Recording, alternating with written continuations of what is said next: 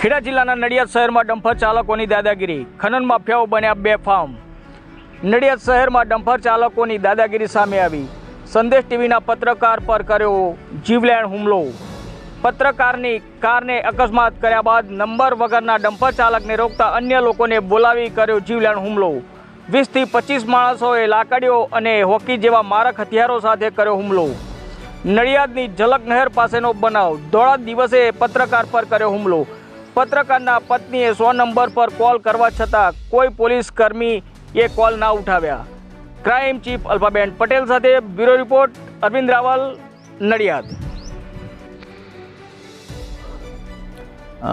કરુણેશ પંચમવેદી કરો જે બનાવ બન્યો છે આપની ઉપર।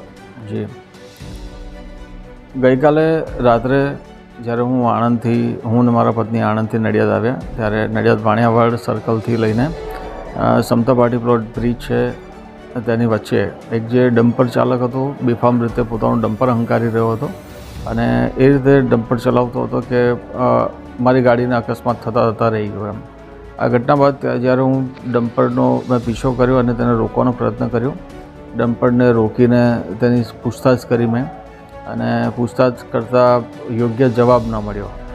વિડીયો પણ ઉતાર્યો। વિડીયોમાં સ્પષ્ટપણે જોવા મળી રહ્યું છે કે ડમ્પરમાં જે પણ પ્રકારના કાયદા કાનૂનનું પાલન કરવું જોઈતું હોય છે તે કોઈપણ કાયદા કાનૂનનું પાલન નથી દેખાઈ રહ્યું।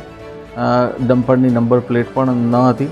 આ સમગ્ર બાબતને લઈને મેં જ્યારે ડમ્પર ચાલકને પૂછ્યું તો કોઈ સ્પષ્ટ જવાબ ન મળ્યો અને તેને કહ્યું કે મારા માલિક વિકીને બોલાવું છું એમ કરીને તમને એના માલિક વિકીને ફોન કર્યો અને થોડીક જ મિનિટમાં જે એક કાળા કલરની ગાડી ત્યાં આવી, પૂરપાટ ઝડપી આવી। હું ત્યાં રોડ પર જ હતો અને બિલકુલ ફિલ્મી સ્ટાઇલથી આ ગાડી આવી હતી અને ગાડી એકદમ યુ ટર્ન મારીને સીધી જ ગાડી મારી પર ધસી આવી હતી અને જાણે કે મને ત્યાં કચડીને ભાગી જવાનો પ્લાન હોય એ જ પ્રકારે ગાડી સીધી મારી પર નાખી હતી।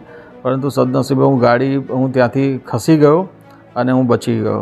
ત્યારબાદ તુરંત જ ફિલ્મી ઢબે બધા દરવાજા ખોલીને હાથમાં ધારિયા, લાકડી, દંડા, હોકી આ બધું લઈને એ લોકો બહાર નીકળ્યા અને તુરંત જ મારી પર તૂટી પડ્યા।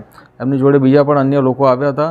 લગભગ 20 થી 30નું આ ટોળું હતું અને આ ટોળાએ હિચકારો જાન લેવા મારી પર હુમલો કર્યો।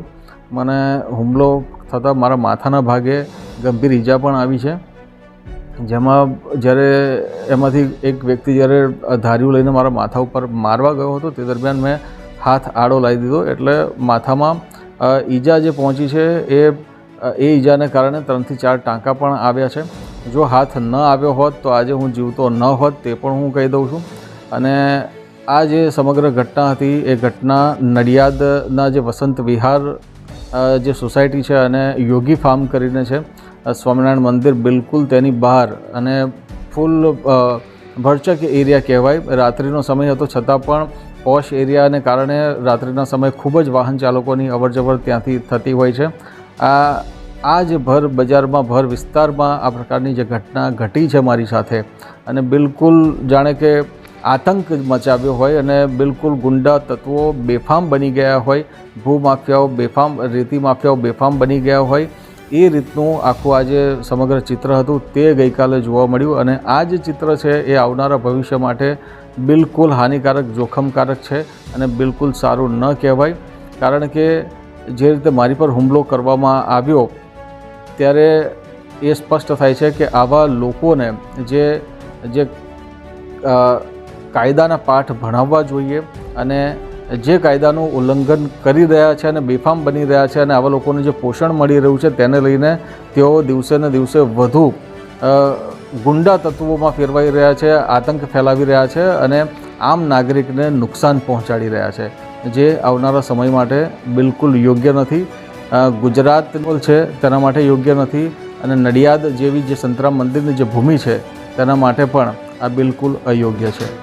મારી એક જ વિનંતી છે પોલીસને, ગુજરાત પોલીસને, ખેડા પોલીસને કે મને ન્યાય મળવો જોઈએ અને આ જે પણ આરોપીઓ હતા જેને પણ આ પ્રકારની હુમલો કર્યો છે આવા લોકોને જાહેરમાં સજા મળવી જોઈએ જેથી કરીને અન્ય કોઈ આ પ્રકારનું કૃત્ય ન કરે। એ જ પૂછું છું. કોનું ડમ્પર છે એ તો કે માલિક કોણ છે? હે ક્યાંથી આવે છે? હે શું નામ છે? નામ તો બોલ, પણ તારા માલિકનું નામ તો બોલ. ડમ્પરના માલિકનું નામ શું છે એમ? હે તો વિક્કીભાઈ બીજું કંઈ નામ હશે ને? હા. અને શું માલ શું ભરેલો છે ઉપર ડમ્પરમાં? રેતી છે. ક્યાંથી ક્યાં જાઓ છો તમે લોકો રેતી લઈને? તો જ્યાંથી ડમ્પર લઈને જવું છું રેતી ભરીને, એ તો તને ખબર છે ને કઈથી ભરી તે? હે કઈથી ભરી તે રેતી? કઈ નાખવા જાય છે એ તો કે પણ? અરે એ જ નથી ખબર એમ કહું છું. પણ તું કઈ જઈ રહ્યો છે એ નહીં ખબર તને? ચોકડી પર જવું છું. હે કયા કર? ચોકડી પર જ જવાનું. ચોકડી પર? કઈ ચોકડી પર? હા ચોકડી. હા પછી? હજી તો એ કહેતા ને એટલે ચોરીનો માલ છે બધો એમ ને? હે હા લાવ કાગરા બાગરા હોય લાવ બધું. હે છે રોયલ્ટી ભાઈ તારી જોડે?